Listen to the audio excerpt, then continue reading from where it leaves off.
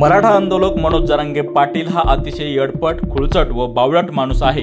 ते ज्या दिवशी मुंबईत उपोषणाला बसतील त्याच दिवशी आम्ही माळेगावच्या खंडोबाला नारळ फोडून मुंबईच्या दिशेने लॉंग मार्च काढू, अशा शब्दात ओबीसी नेते लक्ष्मण हाके यांनी बुधवारी मनोज जरांगे पाटील यांच्यावर निशाणा साधला आहे। जरांगे हा खरोखरच डोक्यावर परिणाम झालेला माणूस आहे। त्याच्या डोक्यावर इलाजाची आवश्यकता आहे, कारण त्यांच्या टोटल प्रेस मध्ये बघितलं तर वैयक्तिक कुणावर तरी टीका टिप्पणी करणं, जे संविधानिक आरक्षण आहे, जे कायदेशीर आरक्षण आहे, जे सामाजिकदृष्ट्या मागासांना, जे या इथल्या व्यवस्थेमध्ये हजारो वर्ष जे पिछडलेले आहेत, शोषित आहेत, वंचित आहेत, त्यांना एक सकारात्मक भेदभाव म्हणून त्यांना जे आरक्षण दिलं गेलंय त्या आरक्षणाच्या मुळावर उठलेला हा घटनाद्रोही, बेकायदेशीर वक्तव्य करणारा, कायदा आणि सुव्यवस्थेला चेतावणी देणारा हा जरांगे नावाचा माणूस आहे।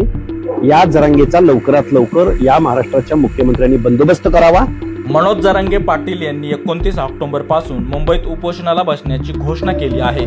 सरकारने यापूर्वी मराठा समाजाच्या मागण्या मान्य केल्या नाही तर त्याचे गंभीर परिणाम भोगावे लागतील, असा इशारा त्यांनी दिला आहे।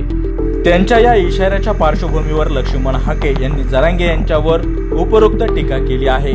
मनोज जरांगे ज्या दिवशी उपोषणाला बसतील त्याच दिवशी महाराष्ट्रातील ओबीसी समाज मुंबईकडे कूच करेल। आम्ही माळेगावच्या खंडोबाला नारळ फोडून मुंबईच्या दिशेने लॉंग मार्चला सुरुवात करू, असे ते म्हणाले।